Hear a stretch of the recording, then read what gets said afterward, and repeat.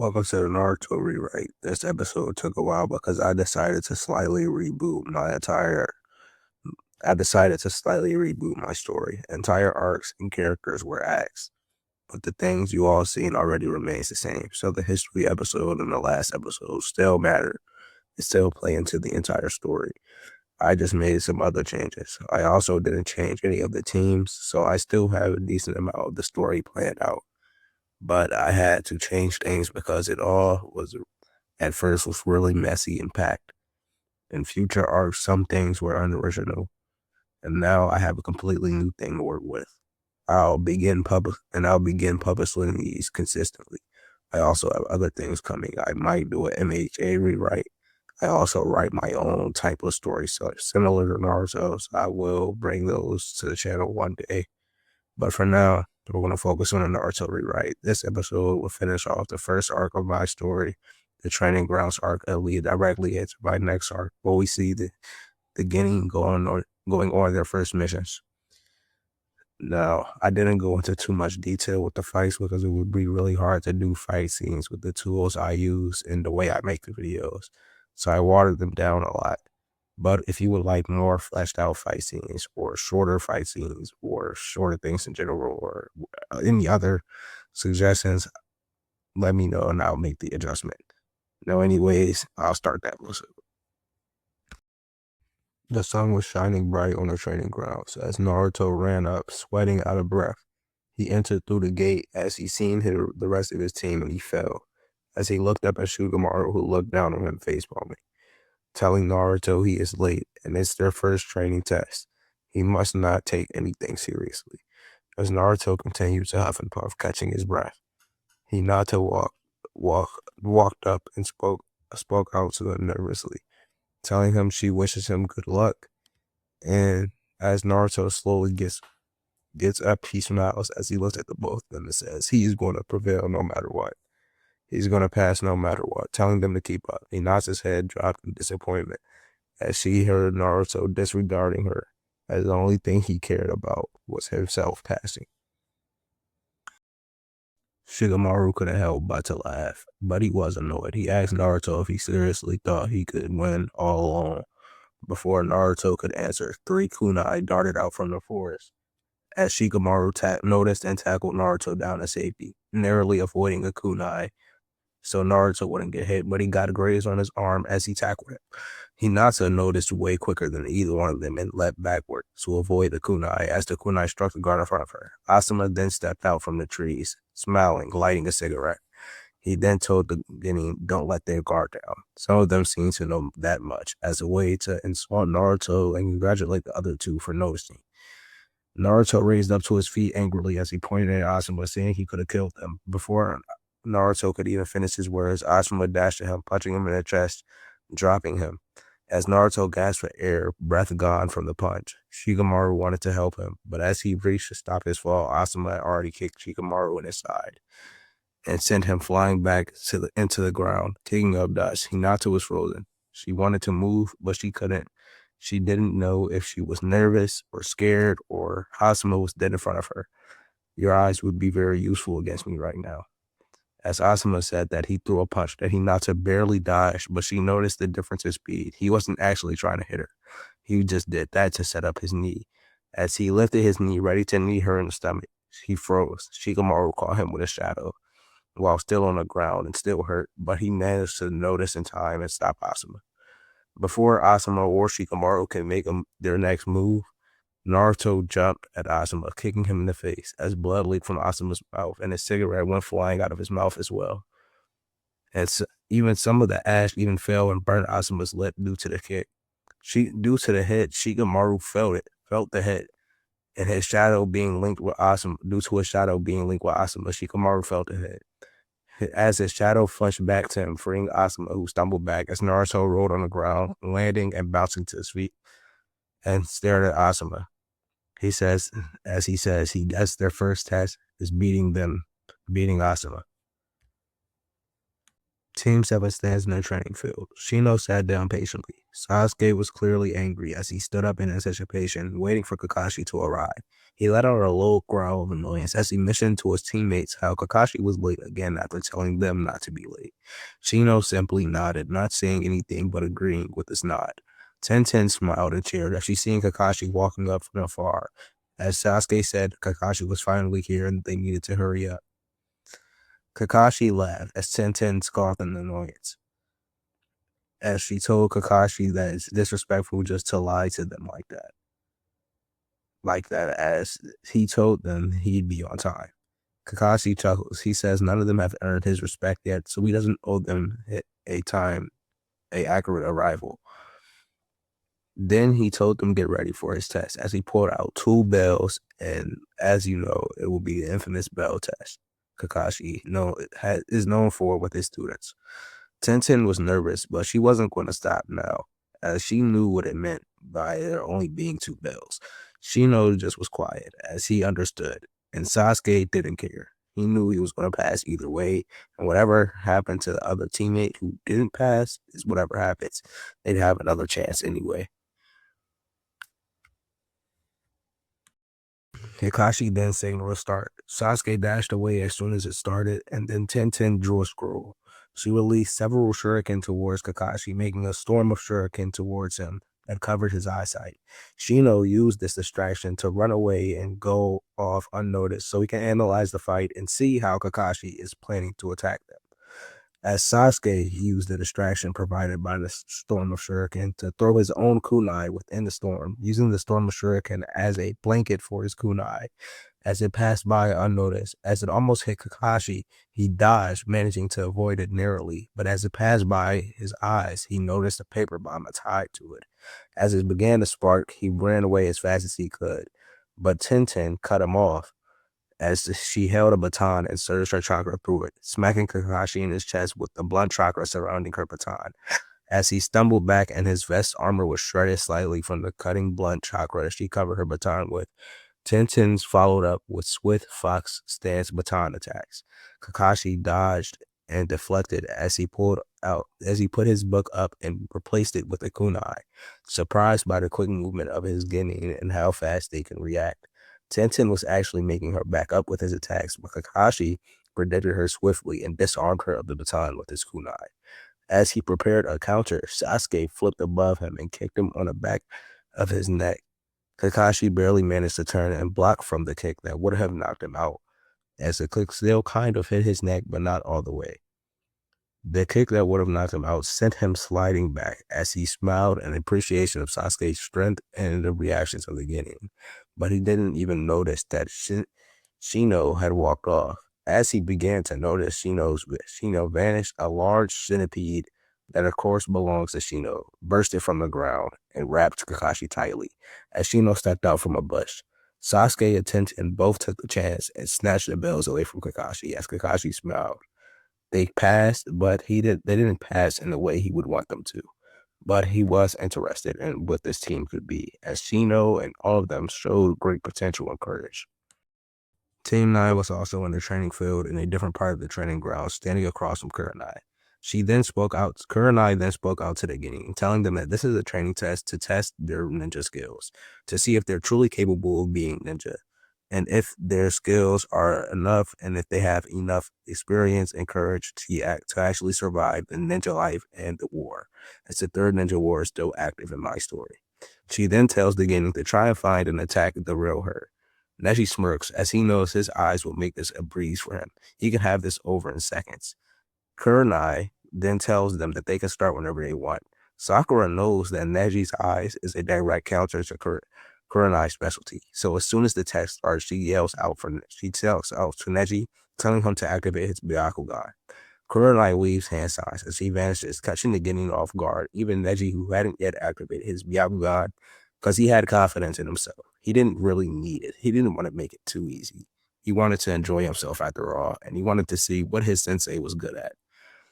But eventually, Neji does activate his Byakugan as he's annoyed from trying to find her without it and looks around.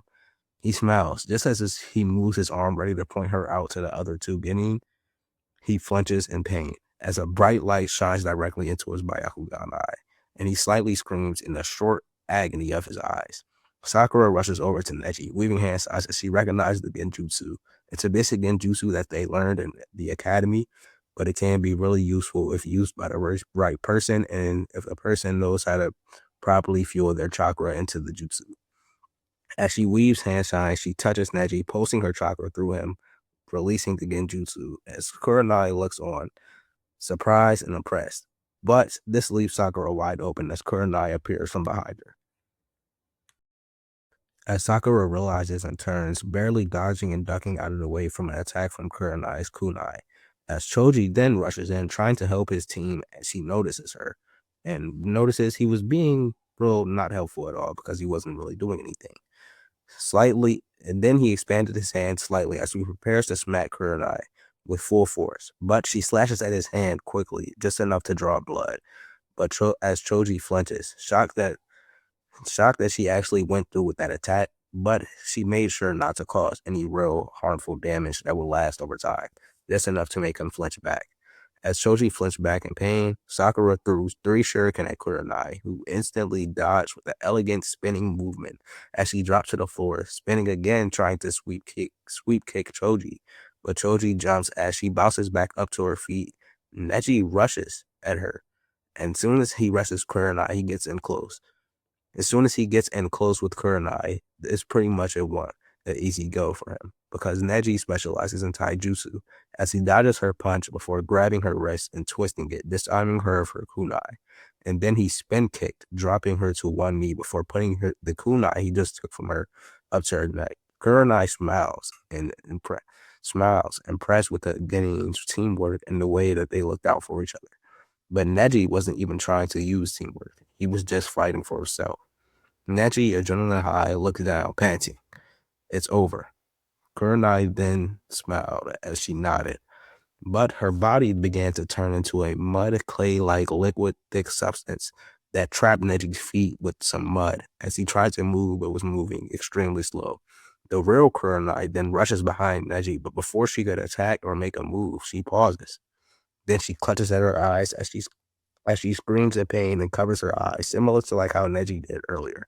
Sakura had performed the same genjutsu Kurenai used on Neji, simply by copying the hand signs that Kurenai used. Well, she already learned the jutsu, so she already knew the hand signs, but the seeing Kurenai use it in that way amped her mind, and it gave her a mental amp so she could use it better than she ever did before, as this was a genjutsu that she struggled with, unlike most of the basic genjutsu she learned in the academy. As she had already learned this genjutsu, hers was weaker than Kurenai's, but good enough, as Choji dashed in and put a kunai to Kurenai's neck.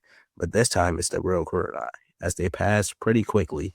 But Neji realizes that maybe his team isn't as weak as he thought. And Kurenai is mainly impressed with Sakura's use of the genjutsu and how quick she adapted to the situation to help her team win.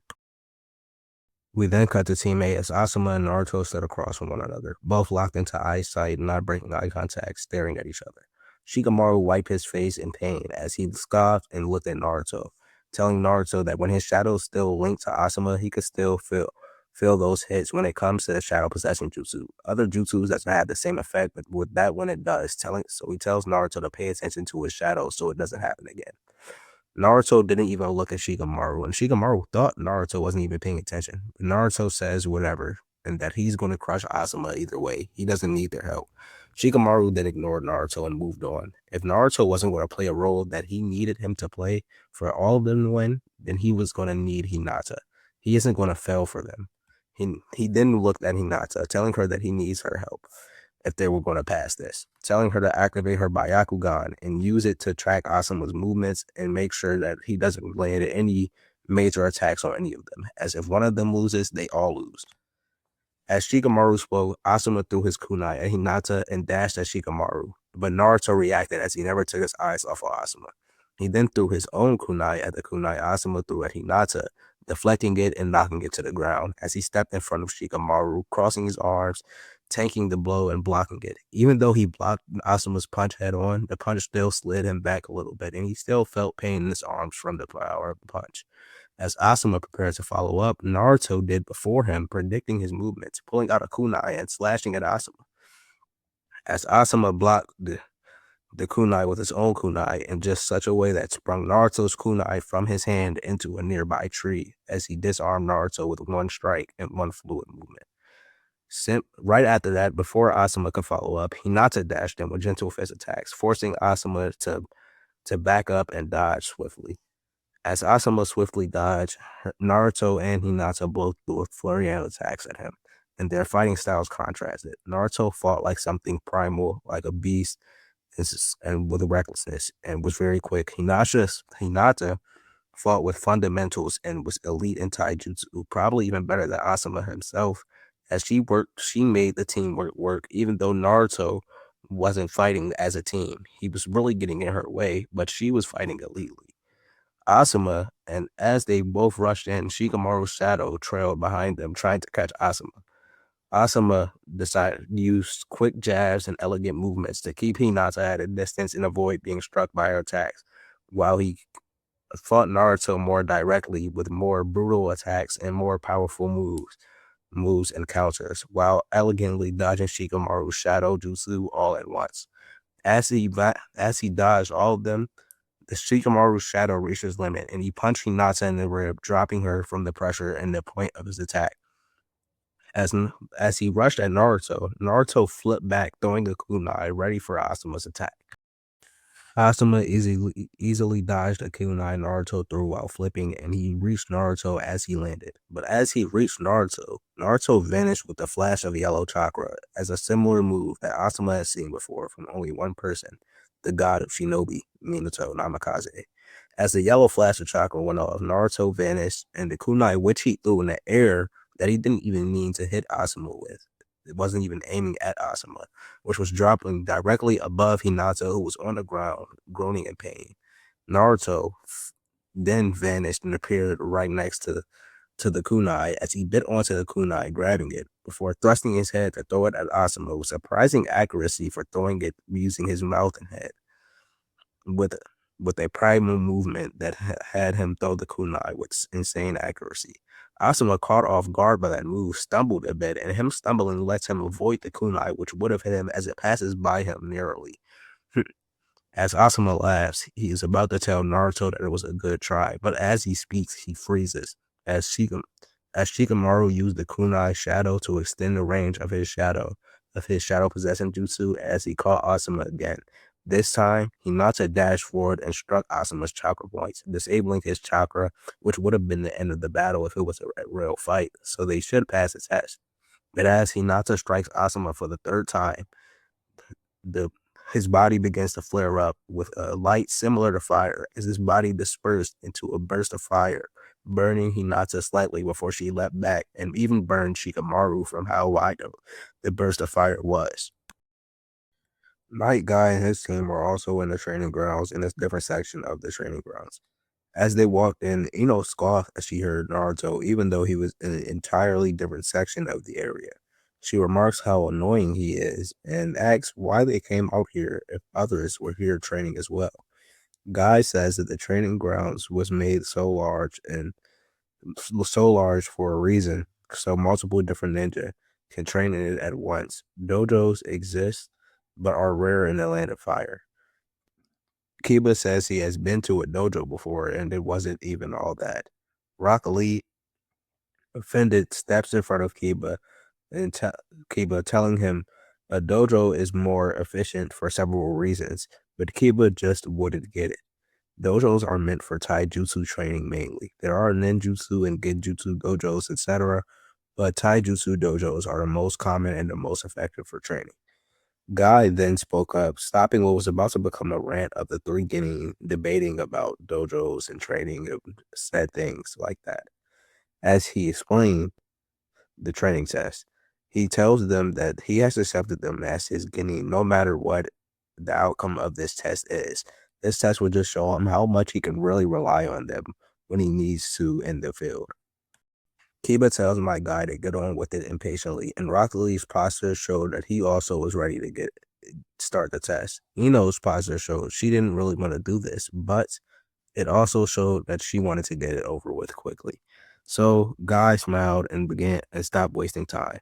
He told the Guinean if they can pin him down for just 1 second and immobilize him, they pass. That being able to immobilize an opponent is something that they'll need to learn and will definitely have missions on in the future. He says he will limit himself to basic attacks and basic taijutsu and ninjutsu so they can have a chance to actually keep up and it isn't just a one-sided fight. Before Guy starts the timer, Kiba begins to weave hand signs as he spits a fireball at my guy before my guy even signals to start. Guy, caught off guard by Kiba's fireball, dashed away at great speeds before it could hit him as he laughed and appeared in the middle of the three Guinean, commending Kiba for his attack and moving quickly, but also criticizing him for his recklessness. Rock Lee then dashed in as Eno jumped back, which was a contrast. Eno moved away to gain distance and play it safe, while Rock Lee didn't care about playing it safe and went in for an attack. As Lee kicked with a Leaf Hurricane, Guy blocked it and grabbed on Lee's leg, slamming and smacking him onto the ground repeatedly. Akamaru then bit Guy's leg, but Guy felt nothing from the small dog's bite. As Eno then spat small water pellets at a Guy with a basic jutsu she learned in the academy, as the academy training was a lot more advanced than it is in canon due to the ongoing Third Ninja War. Guy then threw Akamaru at the water pellets that spat at him as he moved away to avoid the water. Kiba then dashed at him, angered as he seen Guy throw his dog, and he just got hit by Guy not too long ago. As he rushed at Guy, swiping his claws, trying to attack, Guy leaned back and flipped in the air, using his hands to go into another flip that went directly into a kick into Kiba's face. Rock, Rock Lee then rushed at Guy, recovering from the shock of getting slammed. Mike Guy then switched tactics as he dashed, attempting an escape, no longer trying to attack, as his goal isn't to beat the getting up, but to stay away and not get pinned down. And he's not gonna make it easy for them. Eno spat more water pellets to interfere with forcing Guy to engage in hand-to-hand combat with Lee.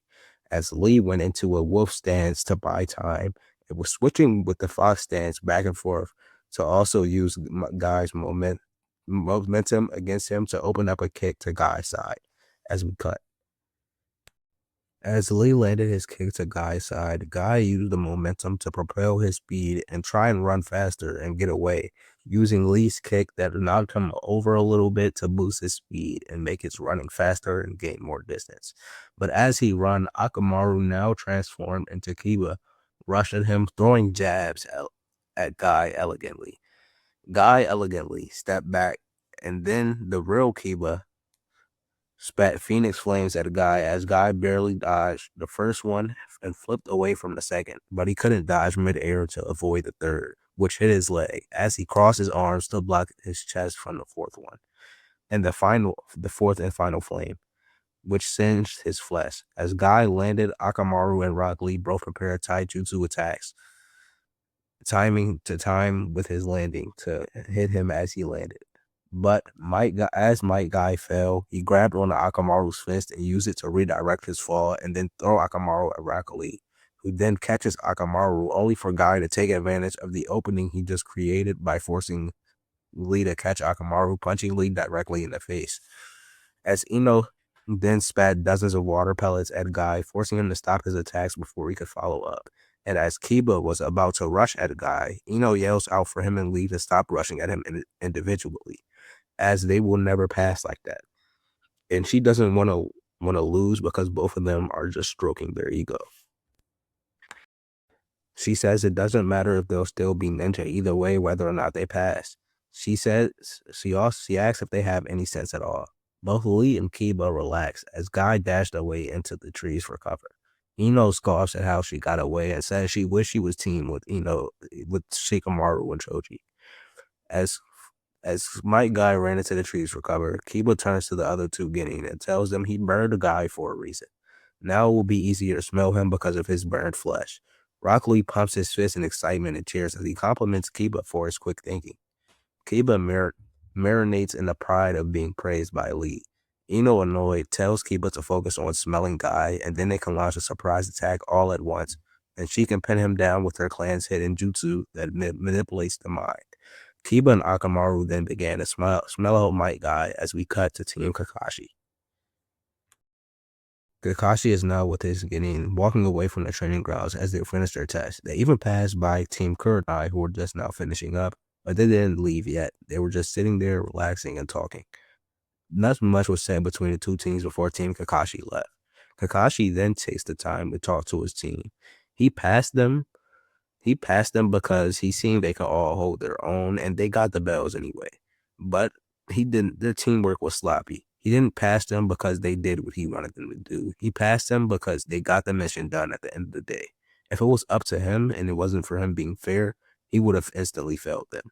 But he wouldn't also want to fail Shino for the actions of his team, as Tenten and Sasuke didn't use any teamwork at all, but Shino used them and forced teamwork for his own benefit, which was something that he liked. If not for Shino's quick thinking to hide and use his bugs to trap Kakashi and force a pass, Kakashi would have failed both of them. But Kakashi noticed something.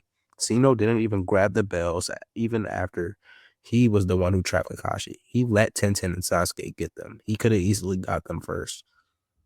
Kakashi asks Shino why he did that, and Shino says he did it on purpose. He doesn't really know what he wants out of the ninja life, which he already told Kakashi.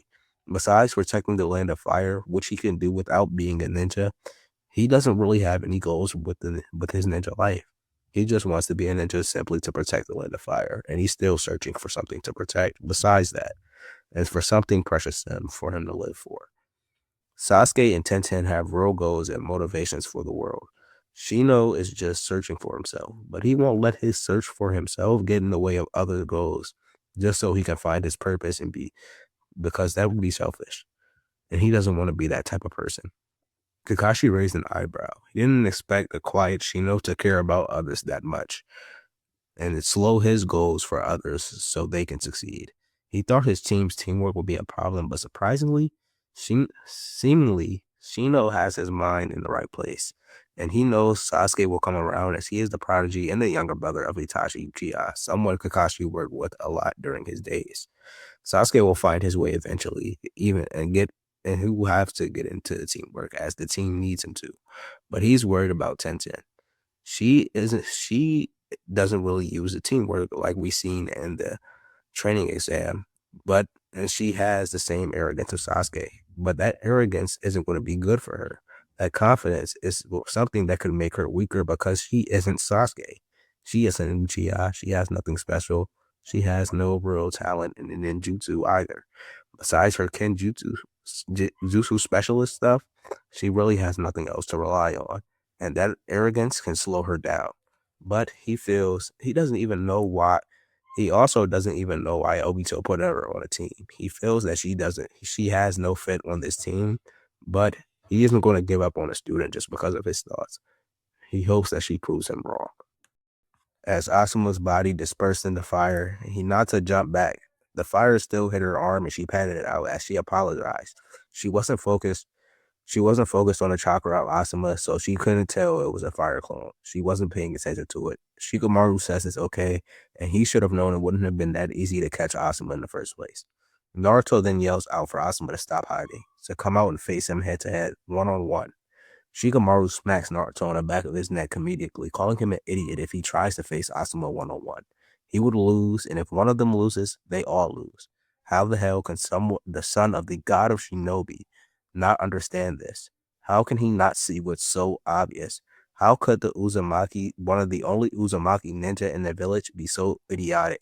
How could someone with such an important role to play not see what's important during a mission? Naruto snaps back at Shikamaru, boasting about how he says all this about Naruto's intelligence. But he doubts Shikamaru could stand a chance against him in a fight. If Shikamaru was such a genius like Iruka Sensei makes it seems, like the Hokage makes it seems, like all the other Jonin and adults makes it seems, like he's so much smarter than all the others, he would have been made a strategy to pass this test for all of them. If he was such a genius, he would have graduated early, like Shikamaru, like Itachi, like Kakashi, and like Minato. If Shikamaru was such a genius, he wouldn't be here right now. He'd be way ahead of what he is right now. Maybe because of the rankings of the academy, Shikamaru thinks he's some big shot, but those rankings don't show everything. Hinata tries to calm both of them down as tensions raise. They both step closer to each other, now face to face, as Shikamaru tells Naruto this shouldn't be their focus right now. They should be trying to find Asuma and be focused on the mission. Naruto just needs to work with them. Naruto is done talking. The mention of his father made him angry, even if there wasn't anything to be mad about, which there wasn't really, because Shikamaru didn't mean it in a harmful way. To Naruto, Shikamaru was being hostile. To Naruto, Shikamaru was acting like the same villagers who disrespect him every day. Naruto was tired of it. As Naruto raised his arm to throw a punch, ash began to creep and flow through the battlefield. The ash was more like smoke, though, and it began to cover their vision. The three Genin all began to panic and look around, trying to find the source of the ash smoke.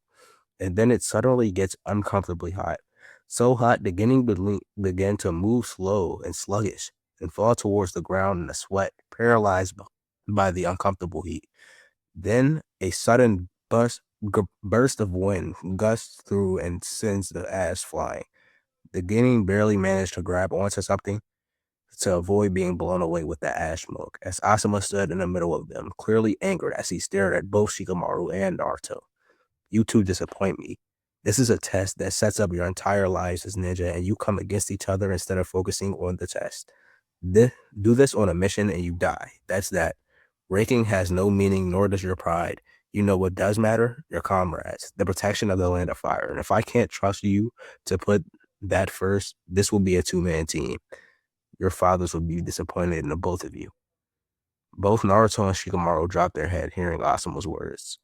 Both both couldn't deny the truth, but both couldn't deny the truth in Asuma's words, but both were clearly high in emotion and the tensions were still high.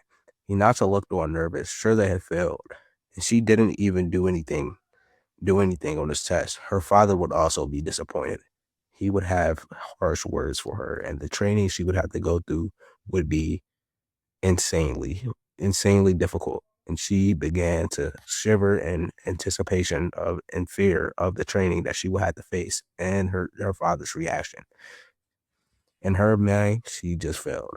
Asuma then tells the team that every day until they can show they're ready, if they're not on a mission, they will have several different training tests until they can learn to work together the proper way, until they can learn what being a ninja actually means, until they're ready.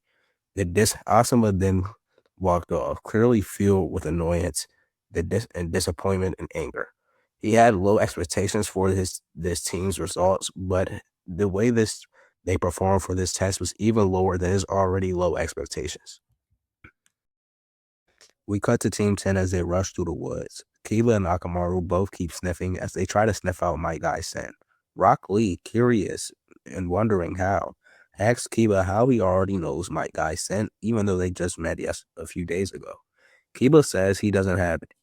He doesn't. That's why he burned him with the fire style. That's why he kept on using fire style back to back, even though that's not the way he usually fights. He did it so he can smell the burned flesh because he hasn't memorized my guy's scent yet. Ino raises an eyebrow, surprised that the energetic, hyperactive Kiba actually had a plan, and a good one for once, as she teased him in a playful way. As they walk and talk, Akamaru yelps as he is snatched up into the trees faster than the Guinea can even react. Rock Lee then spikes Guy as he runs, carrying Akamaru, and jumps from a tree to another tree. As Ino also recognizes him, she reacts before Lee does, weaving hand signs and spitting a small, splashy streak wave of water towards where my guy is landing at on a branch, making his chakra flow slip up as he wasn't manipulating his chakra to walk on water. He was manipulating it to walk on the tree. So after he lands on the water, it makes him slip from the tree, leaving him midair. As Mike Guy falls, Rock Lee jumps from a tree onto another one before flipping into the air next to Mike Guy as he kicks Mike Guy down to the ground, sending him rocketing towards the ground. As while catching Akamaru in one swift movement as he kicked Guy. As he kicked Guy to the ground, he yelled out the direction to which Guy was falling near Kiba, as to help Kiba know where to attack. As Lee then threw Akamaru, who was still in Kiba form, at Guy. This perfectly set up Kiba's attack, the Fang over Fang, as Kiba blitzes and spins towards my Guy, sandwiching him in between the Fang over Fang and dealing a good amount of damage to Guy, who was caught off guard and left wide open from Ino's perfect timing with their water style and then Lee's kick. Guy thinks to himself of Ino's potential with water style. If she can make such basic ninjutsu so effective against him in ways to slow him down, even if he was holding back, it was impressive. In his thoughts, and frozen in pain from the combo, Lee threw out, my guy zoned out from the attacks, and he was left open to Ino's jutsu as she swapped minds with him, and their plan bested Guy. And now they pass Guy's test. Guy congratulates them not only on passing, but on their teamwork and their individual skills. Their performance was pretty much flawless, if not flawless. And he is very excited to see what his team can be. And he already knew what Lee was capable of, as Mike Guy has raised Lee for his entire life and has trained Lee from a young age. So he already knew everything Lee could possibly throw at him. But even then, he had high expectations for this team, and they bested them. Even Lee included with that, which is impressive because he knew Lee for Lee's entire life. As my guy congratulated his Guinea, he told them that they will definitely get a good mission as a reward for their training and them passing the exam so easily. They're bound to get a good mission from the Hokage, and one that will actually be challenging that most Guinea don't get to go on due to their performance. Enthused, Ino actually starts cheering, dropping her usual annoyed tone as she cheers with cheers with Kiba and Rock Lee for the first time. And Mike Guy smiles, ready for what his team could be. We then cut to Team 9, as Kurenai and her Guinea are now back in the main areas of the village. Kurenai feels as if she held back too much in her test, and now her Guinea might view her as weak. Specifically Neji with this, as she doesn't really feel like Choji and Sakura feel like this. But this is just a part of her being a new Jonin. She will have to learn as she grows as a teacher and as a Jonin. She then walks up to Neji as she asks why does he insist on only training with Hiyashi's training schedule. Neji then says Hiyashi has made some of the strongest warriors from the Leaf with the Hyuga clan and with that same exact training plan for decades. Neji plans to evolve it and be better than the best in his clan's history. He needs to protect the main branch of his clan, and he's going to do it, and he's going to train that training plan. So if Kurenai plans to have him train anything else, she might as well drop it now. As Neji says all this, Kurenai says she understands, but she refuses to let Neji become a one-trick pony just because he has his goal of protecting his clan. That will weaken the Land of Fire if she does so by nerfing Neji's potential, as he's the most talented Hyuga in decades, probably since his father or his uncle. She will have Neji focus on other types of trainings and different training schedules when he trains with her, and that's it. And that's that. She then walks off, leaving Neji there by himself. As she then goes to Choji, she first apologizes for cutting his hand during the training test, and Choji says that it's all necessary. They all need to learn the ways of ninja life, and so far she's doing a good job of training them and preparing them for that. As Kurenai thanks Choji for his support, and then ask him, is there anything he has learned that he wants to learn besides getting his confidence up yet? Choji then says that he's actually been training a new technique with the expansion jutsu. He just needs a little bit more time, but he wants to surprise Kurenai with it. By his excitement, Kurenai can tell Choji isn't interested in learning anything else or even hearing about anything else for now. So she walks off understanding. She then walks over to Sakura, and she mentions how Sakura dispelled and spotted her genjutsu so easily, and asks how far she's gotten in the genjutsu book she has read, that Kurenai gift bought for her during the last episode. Sakura smiles and says that she has already mastered most of the genjutsu in the book, and it's way too easy. She even stopped reading it because she's starting to get bored with the training, and it's just the third day of her having the book. She is almost done with it by now. Kurenai laughs and presses. She put a hand on Sakura's shoulder. She says it seems as if Sakura has found a thing that she can rely on now that she was so nervous about finding when she first graduated. Sakura smiles, excited, and and also noticing how far she has actually come already. Kurenai then tells Sakura that as she promised, she will begin to teach her more elite Jonin level genjutsu. But Sakura is going to have to use them responsibly, as good such genjutsu can take a lot of chakra. And Sakura has a large chakra pool, but no one has infinite chakra. We cut to Naruto as he walks through the village and he left his team. By now, he had left his team already and he lived further away from the others, so he was the one who separated first. He felt horrible. He didn't mean to get that angry and get out of character with Shikamaru. But when his father was mentioned, he got so angry. He didn't know why he did. He wanted to apologize, but his pride didn't let him do it. But whatever was done, it was done.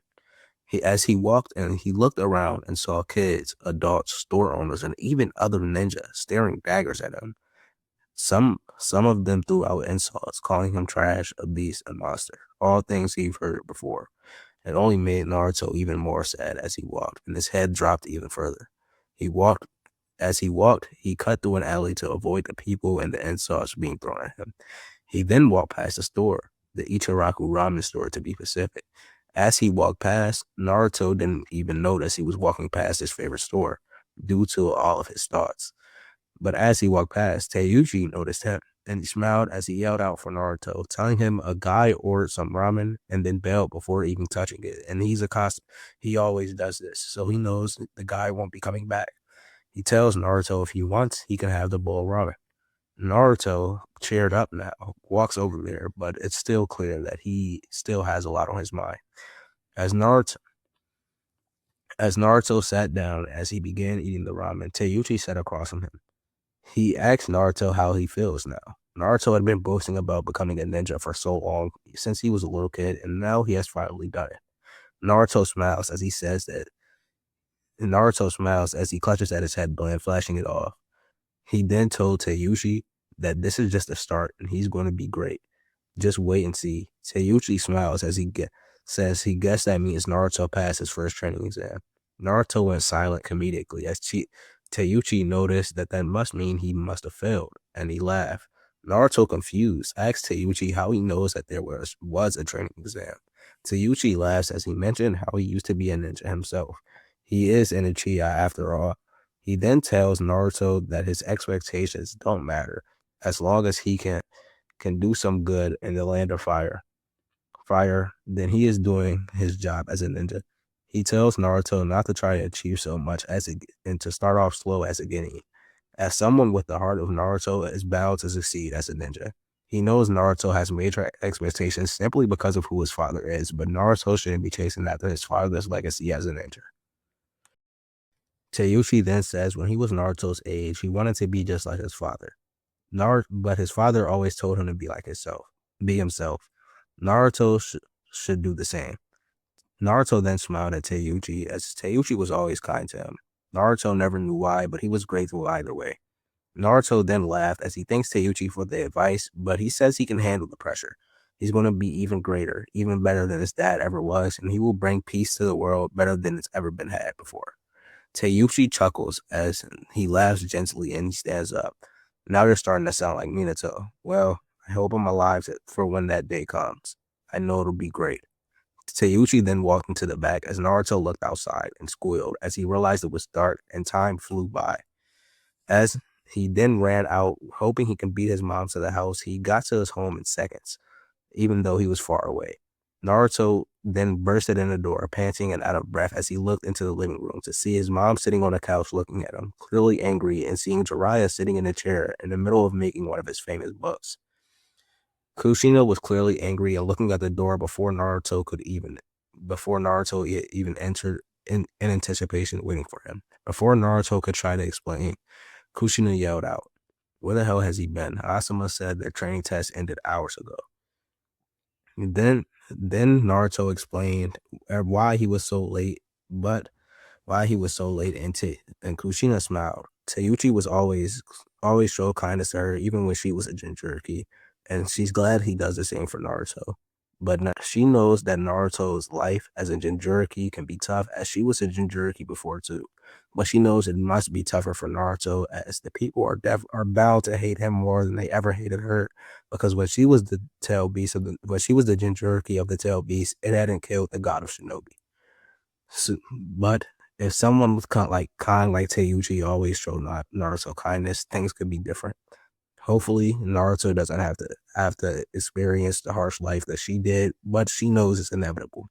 It's going to happen either way. But Naruto's face showed that something was off, and Kushina noticed as she asked what's wrong and if he was okay. Naruto said he was, and with a nod, but his face tells it all. After a knowing look from Kushina as she made eye contact with her son, he tells her that he got into a scramble with Shikamaru and that he didn't want to. There was really no reason for it, but everyone keeps comparing him to his father. No matter what he does, it's never enough. Kushina's smile fades as she looks at Naruto and hugs him tightly. She tells him that he doesn't have to be his father. Even Minato wasn't perfect. He messed up countless things and countless times. Naruto doesn't have to be Minato. He shouldn't want to be either. As long as he is the best Naruto he can be, then he is doing exactly what he should do. And Kushina will love him no matter what, even if he's less than, more than, or greater or equal to Minato. It doesn't matter to her. He will know when someone loves him, when they love him for who he is and not for who his father was or his blood or what he's expected to do. And if love is conditional because of his expectations, then he doesn't need it at all. This motivated and cheered up Naruto as he smiled and hugged his mom tightly. Jiraiya then looks and smiles as he smiles sadly, but he knew Naruto would be okay. He then tells Naruto not to worry about anything they say. Instead, just focus on becoming a better ninja for now so he can achieve his goals, not the goals that people wish he would do or wish Minato would have done, was still alive to do. Minato was a people person. He pleased the people, and some people say that was his downfall. Naruto then walks upstairs, not listening to the rest of what Jiraiya has to say. And Jiraiya understood. He didn't take it personally, because Naruto had clearly went through a lot that day. He then tells Kushina that Naruto's expectations could be something that crushes him, and he hopes she knows what she's doing with him. Kushina then smiles and nods, saying that he reminds her of Minato so much, but sometimes it scares her. We cut to Sasuke as he had already returned home. For a minute, he had already been home. For a minute, he sat outside in the Uchiha grounds, but once the sun went down, he entered his home. He expected it to be empty and dark as usual, but when he entered, Itachi was there, waiting on him. Sasuke's entire face and mood lit up from the sight of Itachi as he hadn't seen him in weeks. He rushed forward, almost hugging Itachi, but he stopped himself, catching himself from his instincts.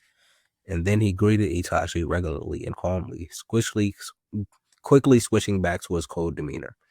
Itachi then told Sasuke that Kakashi told him about the test. Sasuke says it was easy and he needs to start doing real ninja work. These tests and all these training is slowing him down. He's not on the level as the rest of them. The only one that can compare to him is Neji. Itachi laughs and he tells Sasuke Kakashi had some good and bad news about the test. Sasuke then groans as he knows what Itachi is about to do and sat down waiting to hear it. Itachi then smiled and sat next to him. He says that Kakashi says Sasuke was elite as a fighter, but in terms of actually passing the test, they only passed because of Shino. If not for Shino, Kakashi would have sent both of them back, sent him and Tenten back to the academy with no hesitation. Shocked, confused, and offended, Sasuke declares that he did most, if not all, of the work. How did Shino carry him? It seemed like the opposite to him. Itachi says there is more to being a ninja than just fighting. He knows Sasuke knows that, but it will take Sasuke a minute to truly understand it, because it took Itachi a while as well. Sasuke's head drops in thought as he wonders if there's something he isn't doing right. For a while, he's been doing everything the way he should be, but now he's starting to question it. Before Sasuke could come to a conclusion, Itachi tells Sasuke they should train so Sasuke could deepen his arsenal of jutsu in battle and become more versatile in preparation for his first mission. which was bound to come soon after his performance. We then cut to Sakura as she follows behind someone that we can't fully completely see as they enter their house. She then nervously walks up and knocks on the door lightly and gently, making sure not to make too much noise. When the person opens the door, we see that it's Kurenai. Kurenai is shocked as she opened the door. Kurenai is shocked as she opened the door and just recently dropped Sakura off, asks what's wrong, concerned, wondering if Sakura actually has a problem. Sakura then walks in, inviting herself into Kurenai's home without actually being told to come in. She